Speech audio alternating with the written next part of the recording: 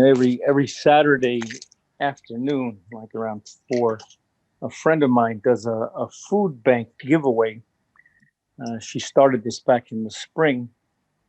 I guess, when the COVID food shortages and stuff were happening, and it's continued. So she's now giving away like food boxes that have, pounds of or bags of apples and potatoes and onions. And used to be a lot of fresh fruit and vegetables. Now we're getting some dairy stuff, milk and yogurt and cheese, and some pre-cooked chicken meat stuff like meatballs and burgers and things. So I pick up anywhere from 15 to 30 boxes and then bring them to a church and some other places. And there's a bunch of homeless guys that gather near the beach when I go for sunrises and things. So I went today to bring them some, and they weren't where they normally are. So I took a couple extra minutes to track them down. So that's my Sunday karmic yoga activity. Oh, very nice. Were they not there purely because of weather, or? It's a little bit chilly today. Not cold, but chilly compared to South Florida. Yeah. So I don't know. I don't know their regular habits, but most Sundays I catch them there. Actually, most Sundays I catch them there earlier because I do my sunrise and then find them around 7:30. Ah. But today I got there late because I didn't do the sunrise. They had moved. But the two guys that were there were happy to take the box and figure out what to do with it. Oh, awesome! That sounds like great work. Yeah, it's just a thing I do on Saturday afternoon. It's only an hour of my time, but I hate that my friend. I guess she used to source from growers and things that had extra things, or people that couldn't sell them or distribute them back when COVID was really raging, last April, May, June. But now she just fundraises and buys these boxes. So they're, but I can awesome. see she's got maybe 1,000 of them to give away. And, at times I've seen her call somebody, come bring your U-Haul, take them. I can't let them, get rotten waste. So that's one of the other reasons I hate to see food go to waste, especially food that's intended for people that need food anyway. Correct. I'm just going to dive in because we're already 7 minutes past or 8 minutes past. If you don't mind. Okay. Good. Sure, go ahead. Why would I mind? All right. Thank you for asking. The transition continued. Hello and welcome to our 61st Help Save Our World Speak online speakers meeting, where we are changing the conversation to change our world. I'm Dennis, the teacher of this quest for the truth, change, and transformation. We and our world are dying. All life on planet Earth is racing towards extreme suffering and inevitable extinction because of our civilized way of life. We are creating instability in all of our life-sustaining systems. We, the people, have been misguided and lied to by the people in power. This misguidance has caused us to harm ourselves and destroy our once magical life-sustaining planet. Now, your only hope is for you to go on a quest for the truth, change, and transform your life. By traveling this thought journey, you'll awaken yourself to the truth, become aware, conscious, and enlightened. Thus, you'll make wise choices to change your way of life. Then just by living that new way of life, you'll naturally change the world that you manifest around you. Then by showing, guiding, and teaching others this new way of life, it will spread worldwide, transforming humanity.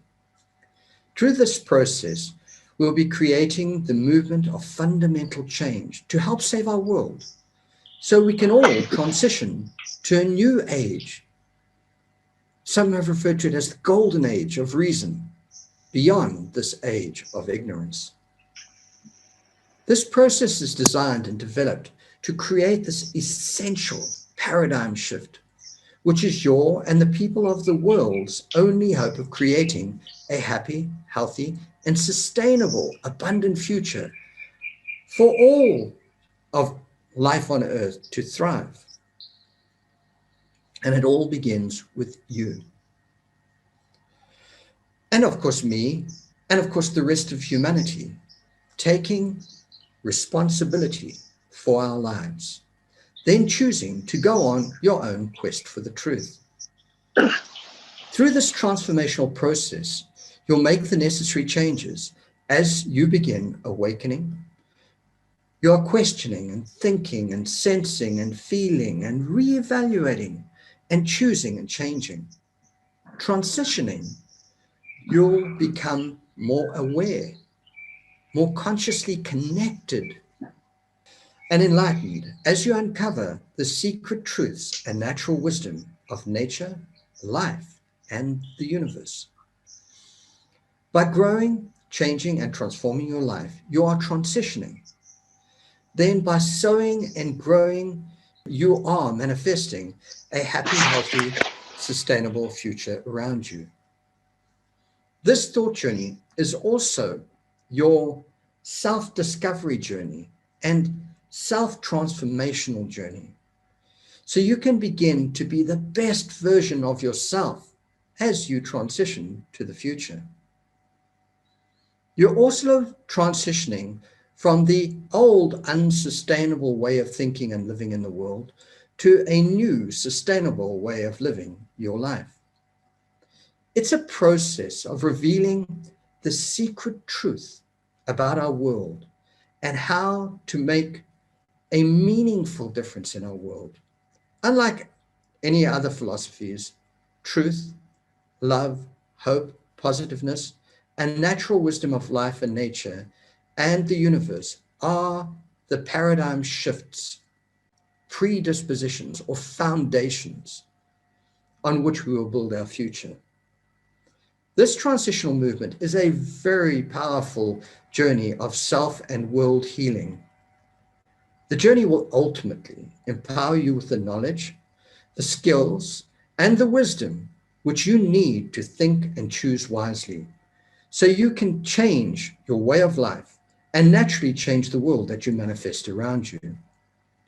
Then, leading from the front, you will guide and teach and lead others to that happy, healthy, sustainable vision of our way of life in the future, which will ultimately spread around the world so that we can all help save our world and all life on Mother Earth together. All right, that's the introduction. And you introduce yourselves. Kurt? Sure. Well, first thing I'd like to say is, can I get all of that in a pill? And I say that jokingly because it's a lot, obviously, to swallow. And I think it's a good segue into what today's topic is, which is about personal responsibility. What are we doing? And as we had discussed before, it takes some effort in order to make things happen. So on that, my name is Kurt. I live in South Florida in the Hollywood area, and I attend these meetings because they're stimulating. They give me good ideas, and they remind me that it takes a village to change the world, and I'm playing in this village from time to time. Excellent. Thank you so much, Kurt. That's awesome. Alex? Yeah, that was awesome, Kurt. I can't compete with that. I mean, I may as well just stop talking right now. There's no competition. There's collaboration. No competition. Definitely my focus this week has definitely been balance in all areas of my life. And I've had a serious hard look at a lot of different aspects of it. So I'm definitely focusing on balance this week and balance in general is definitely a focus point at the moment for me. My name's Alex, and I'm here in South Africa. Excellent. Well done, Alex. Brendan? Good day, I'm Brendan. I'm from South Africa. My focus, as always, in every meeting I say the same thing, but my focus is to help, I wouldn't say produce, but help grow a sustainable eco-village that everybody can live in and help one another to prevent the, how do I put it, decay of the world. That's wonderful. So the topic that I have put as the main focus of this meeting is, how do you choose to take responsibility for your thoughts, perceptions, choices, and actions? And it's amazing how we will be put in situations where we are tested and have to look at ourselves, and we often don't realize the effect we have on other people around us. And we might say something that's might be true, but it shouldn't be said, or it's too extreme, or the way we say it might not be the best way of expressing ourselves. So we had a few experiences of that this week within the family. So that was a fascinating journey for me. It was like, oh my gosh, is that how everyone sees me? Oh, so I really need to step up. And so it's a wonderful journey that life will continuously call you into alignment. So yeah, I just brought that up because it was just something very relevant to the rest of us. Alex? Yeah, you look fantastic in that blue. Is that a new shirt? Oh, there you go. Alex decided that because I had said something I shouldn't have said or displeased her, that she was going to punish me by taking me shopping. And Don't lie, you ended up punishing her. Oh, you want to shop? Let's shop. No. Good on you, Alex. Yeah, Is that the prison blue? Is that what we're seeing now? that's what it is. Stripes on the back, There you go.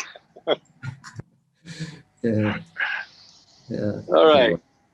Well, to All right. start off, just to take where you're going, you kind of led into, our even small little things can shift relationships or understanding and things like that. And we've been seeing a lot of that in the public eye, certainly in the U.S. here, and so many people have gotten. There's the cancel culture, which you say one bad thing and there goes your career and your job or whatever, and then there's a flip side of it where people can say and do absolutely anything and there's no repercussions. I subscribe somewhere in the middle for that balance that we're looking for. It's pay attention to what's coming out of your mouth and what's coming out of other people's mouths, and look for the effective resolution for it, what will carry us forward instead of keeping us mired in that blame game and hatred and whatever else. And obviously that's what you guys did. You went shopping, so Yeah. good solution. Oh yes, it's a moment like step away and go and deal with your problems. It's like the Dalai Lama said that if you have relationship problems or issues with the people close to you, deal with them immediately, and don't let them fester and so on. And then, of course, his second bit of advice was never refer back. Of course, it's a basic premise of Buddhism. Never refer back to something in the past, and just live in the moment and just let it go. It's one of the principles of Buddhism. Don't look forward into the future with horror or regret or whatever, and the past. So just be in the moment and fix the problems immediately. Well, if I can just add a little to that, that's definitely being responsible for the here and now and what just occurred. In my first marriage, my wife's grandparents sat us down and just to welcome me before the wedding and stuff. And their only advice was never let the sun set on your disagreements. Oh, wow. And as a 20-something, 23, 24-year-old, I was like, yeah, kind of, yeah. But it's so true that we let things fester long beyond their necessary lifetime. And it just makes sense to just be honest, even radically honest, or brutally honest, not in a mean form, but just you need to push through the stuff between you and say, wait, this needs to get cleaned up. So I think it's a great way to move forward in life. Yes, but sometimes you need that little bit of space just to calm all the emotions down, and so the words come more freely and less aggressively. Oh yeah. Well, the breakthrough that I was talking about was get through the anger, get through the whatever, the stimulation, the chaos that some of that causes. So yeah, as soon as you can, but do it before sunset. Yeah. Unless it happens in the bed, and then you got to wait till morning, I guess. But Yeah. Come back from the couch. Yeah. It's just humor, but yeah, I think it's a great concept is to be frank and honest and straightforward and clean up. Don't just let it sit. Yeah, that's awesome stuff. All right. Now, just what happens is each week I write something that I really, really want to talk about, and then something else happens, and I write something, and then when I get to the week, I start, to go through what's there, and it all sort of ties in. So hopefully it does. So let's just go from here. So transformation and transition happens in the process of being the change you wish to see in the world. Your intuition, dreams, awakening, thinking, questioning, searching for the truth, expanding your knowledge, awakening, raising your awareness, consciousness to a state of enlightenment and gaining natural wisdom is a process rising within you to manifest a different you and a different world around you. My motivation for this section was I was reading through A New Earth by Eckhart Tolle, and he basically is going through the premise of Buddhism, really. It's like living in the now is the fundamental premise of Buddhism, really. It's like you can't change the past, you can't change the future, you can only change this now and live in the now because this is where it all happens. But then he ignores thought. Thought is like, it's not as relevant as just being. And unfortunately, like we live in this world and it's our thinking that is a precursor to our behavior, even if it came from intuition or inspirational thought or whatever. So, and then the concept of self as well is another one that he's like chucks out because we are all connected, which I agree with. So living in the moment, sensing, connecting internally and externally to it all, taking what you need and bringing into this world, choosing it and practicing living it, aware and conscious of your feelings, emotions, thoughts, choices, and actions, you are able to become a better you and create a better world. You're breathing, stretching, feeling, and continuously connecting with your inner being, to your muscles, to your sinews, to all of the way to the tips of your fingers and toes. Breathing in, you hold on to where you are, and breathing out, you allow change to happen and sink deeper into your stretch. You have a natural desire to hold on to what feels safe and keep things as they are. However, changing is a requirement for life and requires that you let go. Living, growing, and changing requires trusting nature will always provide more. So stretching yourself beyond your comfort zone requires that you breathe out and let go and flow into the change you wish to become in the world, or you wish to be in the world. Externally, you connect with the worldly. All those energy relationships that compose you and all life in your living world. You're vibrating, feeling, experiencing, living, moving, changing, and flowing in love, balance, and harmony with the symphony of life within the womb of Mother Nature. These properties and principles are the foundational giving and receiving and balancing relationships on which we all exist. Sensing, meditating, dreaming, and intuitively connecting, you connect with the universal whole, connected universe. You feel and connect with the universal energy and consciousness that compose everything in the universe. Fully consciously connected and enlightened, you cannot help realizing we are one with it all.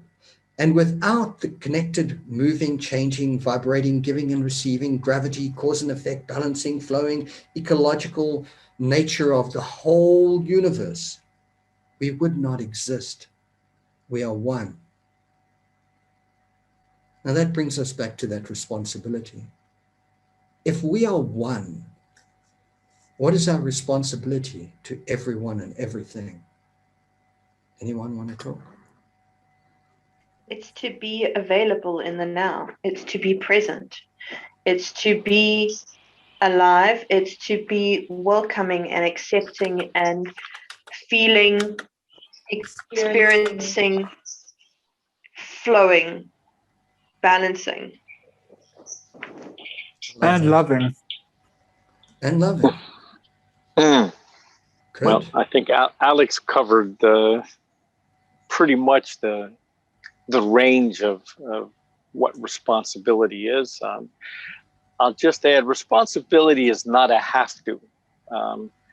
And this is not my thinking, by the way. It's something I learned and have been using for about 25 years. But responsibility does not mean a burden or a duty or an obligation, which is how a lot of people have it, and which is why a lot of people are resentful to being responsible. Responsibility is a get to. It's an opportunity for us to contribute to the world in a way that we want to see it. As you said before, be the change that you want to be. And by being responsible, not by taking responsibility, it's not a thing. It's not out there. It's in us. By being responsible allows us then to create that internal availability to all possibility. Once we start to limit possibility, I'm not responsible for that, somebody else did it, then we've immediately put limits on what we are capable of. So I just want to add that responsibility is an opportunity for us to create the world in a meaningful way based on our heartfelt beliefs. I love that too. Wow, great answers.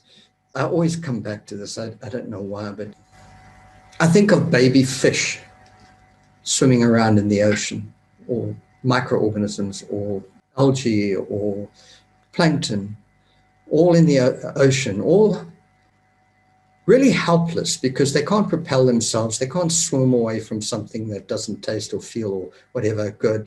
They just have to trust in the beautiful cleanliness and the oxygenation of the ocean and everything just being just right. The womb of Mother Nature being this perfectly regulated and controlled and beautiful, magical existence that makes their lives possible. And we come along as humans and we have this great potential to expand life and to turn our planet into this absolutely magical world. But certain people have chosen to take it upon themselves to do things that would harm that beautiful ecosystem, that Mother Nature, the womb of Mother Nature. And indirectly, they are responsible for the babies. They're responsible for the little seedlings. They're responsible for the little birds. We are responsible, supposed to be responsible beings for all life and everything that exists on our planet. And it's not a big issue. It's like you say, it's not like, oh, you must be a good boy because otherwise you're naughty and you must be responsible. No, it's just by living a healthy and loving and considerate and caring and fair and equitable way of life, it naturally happens.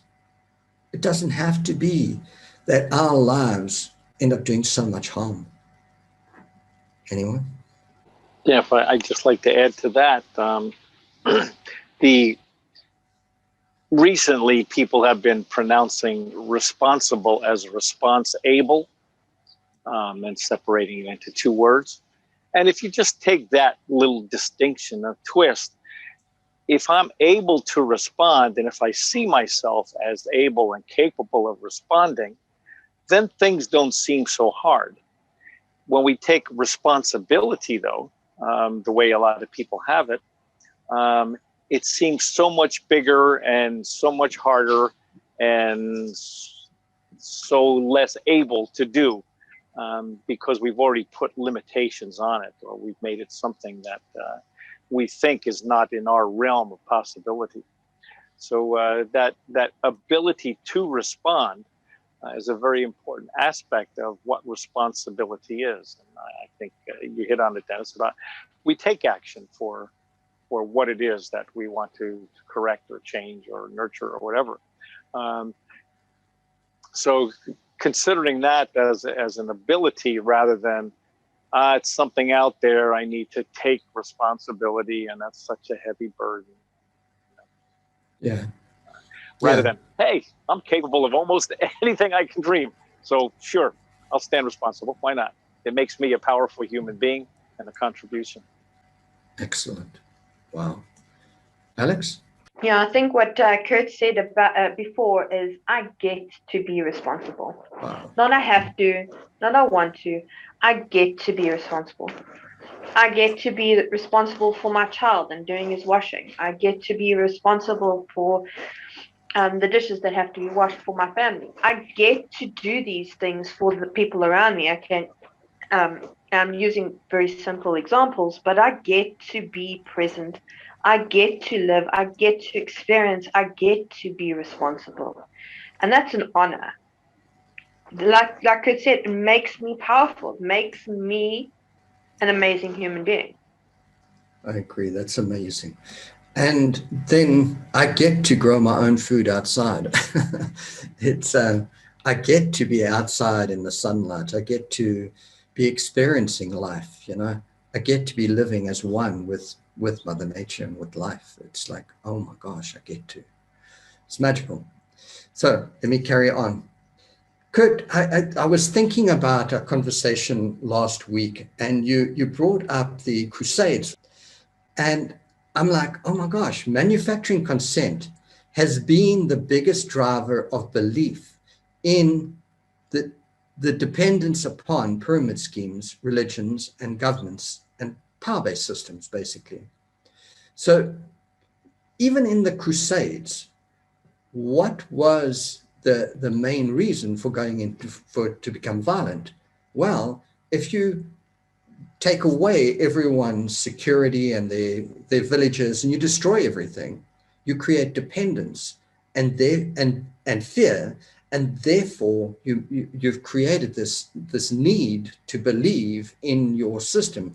So fear has been the most potent, destructive driving emotion to create imbalance. Now, imbalance in opposition to the natural nature of all life and humanity and our world. You know, everything in our world is really about balancing temperature, pressure, heat, whatever. It's just There are all of these balancing acts happening. But for somebody to have more power than anyone else requires this driving fear and hatred and segregation and everything, driving everyone into this imbalance, to create this imbalance. So how we live now was based on coercion, force, violence, and fear. There are many examples of this throughout history: intimidation, violence, murder, wars, missionaries. That's a very common one that happened in Africa. They would send in missionaries to change the way people think, and then they would send in the colonists and the warring European empire or Dutch or whatever it was. They would go in and then force people into change. So it was this, first of all, seduction and then force, you know. It was amazing. And that happens continuously and keeps on happening around the world. And then, of course, they use things like ethnic cleansing and all sorts of hate-based systems to create this imbalance, driving people off the land into dependence upon or on centralized power. Think about almost every situation where power has been centralized. Intimidation, lies, manipulation, and fear have been the tools of power. Imbalance can only be created and maintained with force. Our world's problems on which power has been established and grown are based upon hate, corruption, divide and rule, blind belief, fear and force. Therefore, these problems on which the power bases stand are systemic problems. In other words, it's the system that is the problem because it was built on all of these things. It's a systemic sickness. Our transition is from that fear-based, imbalanced paradigm and sick system to a happy, healthy, love, and life-based, natural, balancing paradigm. And that's our responsibility. Any comments, Kurt? Well, yeah, I fully agree with the fear-based aspect of things. And it ties into our conversation of comfort, I think, last week as well, in that the people who want to exercise the power or want to harness and control the power use that fear. And in many cases with the comfort, it's if you don't follow along with this, you will be very uncomfortable, whether that be from external forces or from me. Your life is not going to be comfortable unless you do what I say. And certainly the Crusades, I'm sure a lot of that was based on, if you don't go, kill for God, you're not going to make it into heaven. So your afterlife is at stake here. So be fearful of not doing what we tell you what to do. And all of that, again, it has to do with, as we're today, it has to do with you being responsible for you and your existence and your listening and your choices, rather than submitting the power and then ceding your power to somebody else. Excellent. Alex? Yeah, in order not to give away your power, you need to live a simple life. I mean, the more things you accumulate, the less simple your life becomes, and the more you're giving your power away to these people. So growing your own garden gives you back some of your power, creating your own electricity gives you back some of your power, your independence from these power-based systems. So choose your comforts, honestly. Yeah. Carry on, Kurt. Yeah, I think Alex brings up a good point there. Again, the accumulation of things, and oftentimes just processes and habits and things like that, it relates back to comfort. At some point, we stop paying attention, and as Alex brought up a number of times today, being present to the choices that we're making and the life that we're living. So, we are material beings that need to consume in order to survive. Right? We need to consume air, water, food, stuff. we don't necessarily need to consume, 15 mega yachts in order to prove that we're valuable human beings. And then there's some balance into our consumption and our replenishing what we consume as best we can. And if we use the things that we accumulate in order to create more benefits, and in a positive way, rather than just holding and hoarding things just because, I think it's valuable to have a certain amount of things. I think, again, as we've spoken, we are way beyond having accumulated and created so much trash behind that accumulation, and that people like you and I on this call today are speaking about how do we look at the future, remember and acknowledge the past, and then act today towards the vision that we want. So, we're doing a little bit of cleanup, as helping save our world from, the people that have been trashing it for eons or however long we've been around. And in order to change the paradigm into the balance, into the sustainability, into the I'm responsible for the world I create, not just mentally and emotionally, but also the physical world around me that we are all participating in at least our lifetime as I know it. All right, that's awesome stuff. Thanks, guys. So this section, I don't want to harm anybody. So before I begin this section, I just want to clarify that no one else is responsible for my feelings, my emotions, my thoughts, my choices, and the things I say and do. I control my inner self, and I'm ultimately responsible for my thoughts and my intentions, even if I'm unaware that I am making those choices. I am responsible for me. However, others' choices and actions do affect me somehow, whether I like it or not. I'm also responsible for my interpretation of what others say and do. If I misinterpret, misread, and make poor judgments, that's on me. I do understand the concepts of not making assumptions, not taking them personally. However, we live in a connected world and connected relationships with others. So what others think, say, and do does affect us. So we all have a collective responsibility to everyone else around us to do our best to be our best selves. And most importantly, be careful and precise with the words, the language, and the syntax in our communications. Our words matter. Now, Kurt, did you recognize something that came through there? Well, I definitely heard the 4 agreements manifest within that paragraph. And very simple ways to live. And basically what Don Miguel Ruiz was creating was a responsible way for one to live one's own life and how to look at the world around us and interact with it. So I think it's again, it's that response able. I didn't cause something to happen to somebody or to me. Somebody ran a stoplight and hit my car. I didn't cause that. And I can stand responsible for it because then again, I have more ability to choose what my response is rather than blame. And if I stood responsible, I could just simply go, what part of this situation could have been different if I had made a different choice? And it might have been, I should have looked twice before I crossed the street, instead of assuming, well, I'm the first that stops at the intersection, so I have the right of way.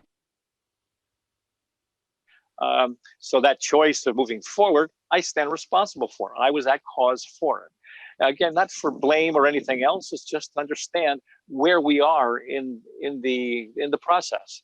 And many of us don't want to go that. We want to put the blame on somebody else because if we take responsibility, we think it's a burden rather than, no, it's a get to. It's for me to understand how the next time I get to an intersection, I can avoid an accident, or at least better avoid it, and how I can teach others. My experience, when you get to an intersection, look carefully, rather than just assume, well, I got the right of way because I'm here first and I go. Yeah, I actually had a very similar experience in Miami. I was in a hurry as an Uber driver to cross the intersection because I had another customer on the other side of the street, and I was on a roll, and the light changed, and I hit the gas, and I was going to get on the outside of the traffic. So I had the advantage, so I wasn't blocked in by all of the traffic, and I hit the gas, and bam, somebody hit me from the side. The guy was on his cell phone and looked up, and the light was red, and bam. So yeah, I understand that one fully. It really is. Now, could I blame him? Well, ultimately, he was legally responsible, but really, I should have looked, and I should not have rushed it. My own fault. So I've been rear-ended 3 times in South Florida. All 3 times I was at a dead stop. I was stopped at a traffic light. I was stopped in traffic on the highway. And as far as insurance is concerned, they were totally to blame. And as far as I'm concerned, yeah, they were. My car was not moving. I was in the place I was supposed to be. So did I cause that? Well, if I stand responsible for it, it's like, no, I didn't have that guy on his cell phone. I didn't make him on his cell phone. I didn't distract him. I was just here, and his actions brought him to me.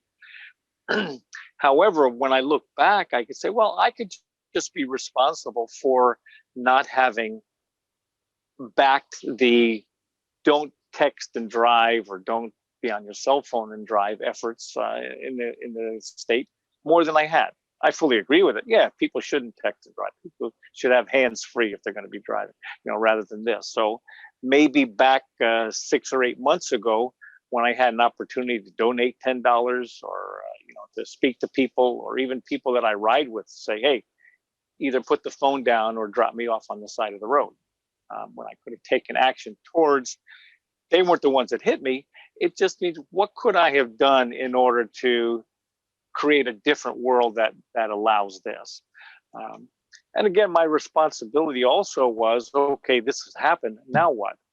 And rather to get out and yell and all that other stuff, it's like, okay, somebody just rear-ended me, and this time for the 3rd time. And my car's not the same, and all kinds of other things. But it's just, I stand responsible. Whether I caused it, did it, could have done it months, years ago, or even 2 seconds ago. Just standing responsible, being responsible, changes my whole experience of life in that moment, rather than the reactions, emotions, or whatever, which I'm also responsible for. And each one of them worked out fine, probably because the people thought, I'm guessing, that I was going to come out and be a raging madman about, you stupid idiot. And they rather than that, it was like, oh, he's calm. He just wants my insurance card. Cool, okay. So, and then Alex brought this up. It's the presence, when we're present to what's going on and the choices we're making in this moment. That is our ultimate responsibility. And that's when we get to create right now what the next moment is. I'm not saying it's always easy to get there.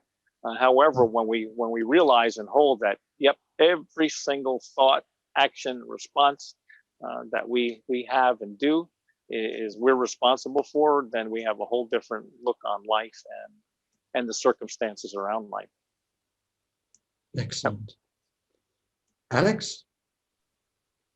Absolutely. It takes 2 to tango. It takes 2 to have a conversation. But what we tend to forget is, what are the conversations we're having with ourselves? I mean, you may not have rear-ended someone else. You may have hit a lamppost, or a sign on the road, or a curb. What are the conversations we're having with ourselves? I mean, as well, we need to choose our thoughts, choose our words, and stop punishing ourselves for possibly bad choices that we're making on a daily basis. We need to also look back possibly on some of our bad choices that we've made previously and forgive ourselves for those bad choices. Bringing forth that punishment and indirect negativity through our lives is causing imbalance, or causing us not to come into balance. So we need to stop and look at the conversations that we're also having with ourselves, not just those that we're having with others. I agree fully. If I can just add on that, yeah, that's those of you that might know, there's a fifth agreement adding to the four agreements that we've known for years, and the fifth agreement is exactly that. It's I'll paraphrase it, but it's question everything but learn to listen. And the questioning everything is, the conversations that come into you and people say and all that. And the but learn to listen includes listen to yourself and your internal conversations. And that's a lot about what this whole Help Save Our World series is about, is it not? It's changing the conversations, not just externally, but internally. And so as we listen, as we are responsible for the thoughts and then the choices we make on those thoughts, we get to listen to, where did that thought come from? Why did I just make that choice? So I think it's absolutely critical that in order for us to be responsible, we get to listen to ourselves, especially in the moment. What conversation just did I have going into that, and what conversation am I having coming out of that? And how am I shaped by that, either by myself or by external conversations that I've adopted over the years. So I think this is obviously critical to what Helping Save Our World is about. We are our world. We are one with it. And as we change ourselves, we change the world along with it. So critical topic right here, I think. Yeah, I love both, like what you both said, that conversation thing, Alex. It's like I'll find myself sitting here in a dreamlike state, and all of a sudden I'll feel absolutely humiliated by something that happened, which I shouldn't feel bad about, but somebody had some negative comment to make years ago, and it like, oh my gosh, I have to like shake my head and run around in circles to try and get rid of it. It's like, no. So that's something that really does affect me, and I have to really work hard on breathing through it and getting those thoughts out of my head.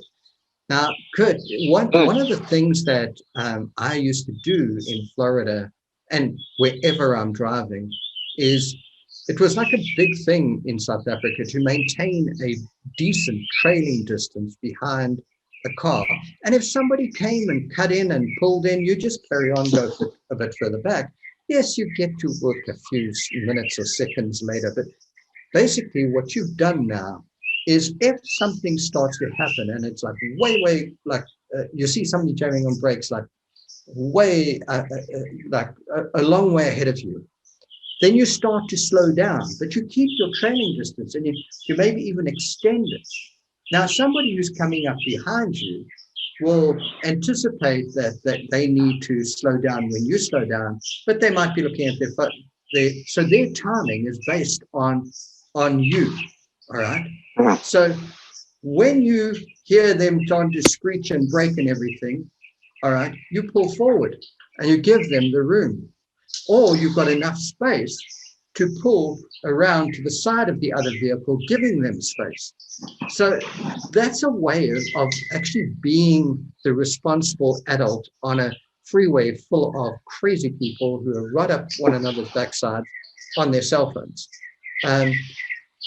People don't realize that it takes a few seconds for you to realize, from the thought on your phone to the thought, I'm in trouble, I need to put on my brakes. And all of those things take time.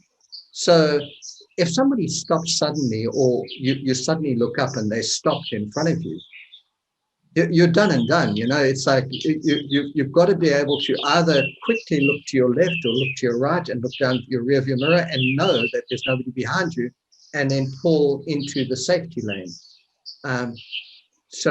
But not everyone is that quick and maybe that prepared or that skilled to be able to do that. So by you just staying back a little bit of distance, you can be the person who provides him the space and stops him killing himself. So anyway, it's just an idea. Sure. Yeah. Hello, Lorna. Actually, Sorry. You started this. Okay. You started it off with a little anecdote about you having a thought about a previous mistake or something like that, right? Yes. And I think we've all done that, and we've all been in a place of self-judgment, even along with other people judging. And one of the 4 agreements is always do your best.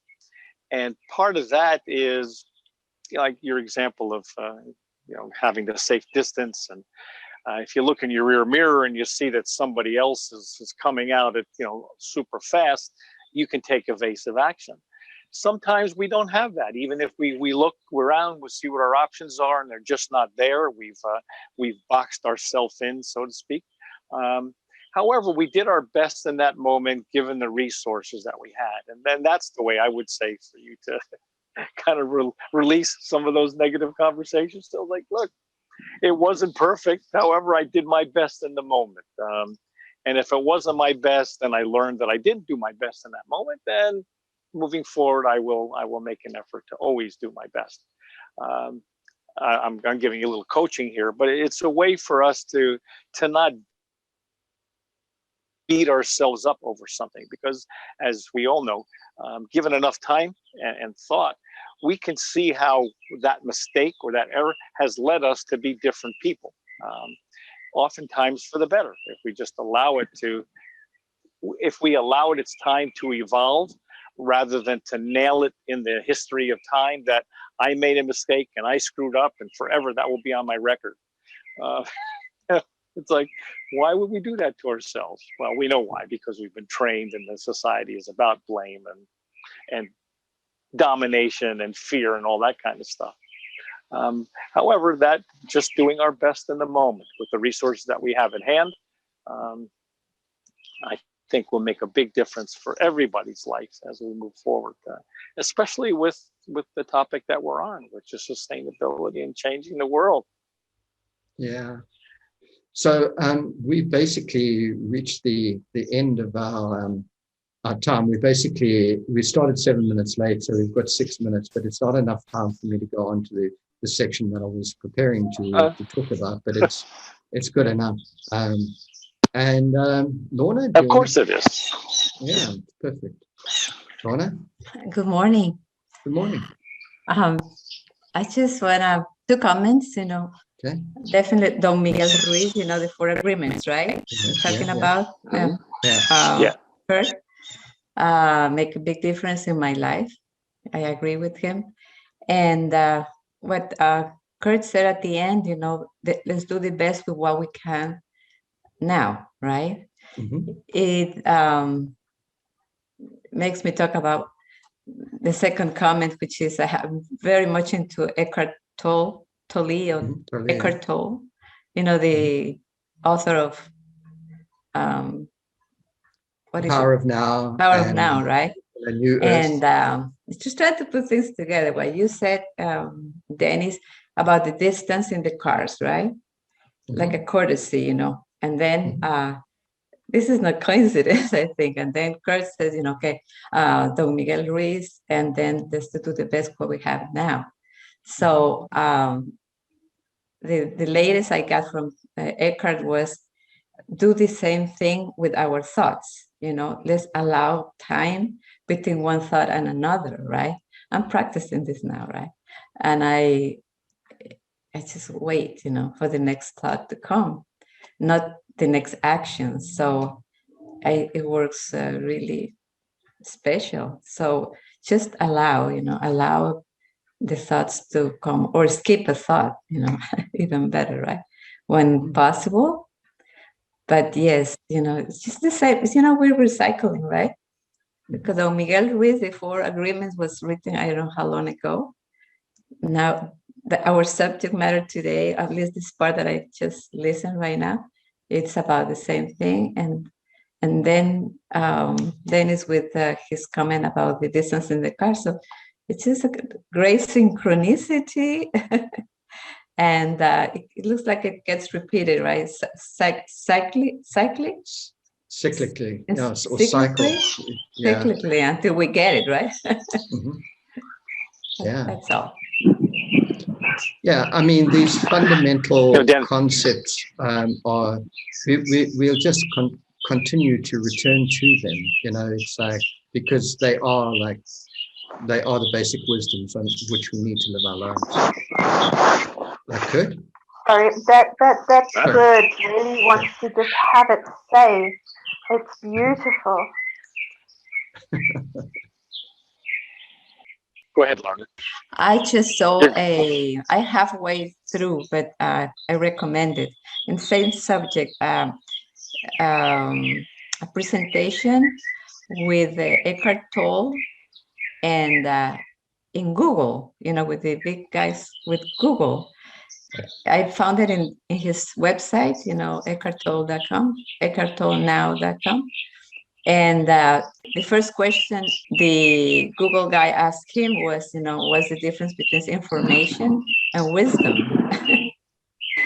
So before he went into, you know, give his comments, it was so beautifully that he set up the tone, you know, in a very kind way and to that beautiful pace before he will answer that call and that question.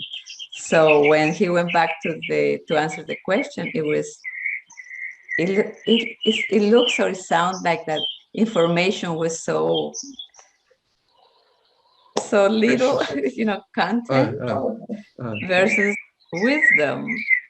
And I had to finish, you know, the presentation, but it was great to know that he is in those environments. I didn't know they have meditation rooms in Google. I didn't know. They have now for the youngsters, you know, young comers, you know, tech guys, they have meditation rooms and all that. So I don't know what he's doing there. I said, you know, really? That's the first presentation. First time he goes to corporation, he said he doesn't do that.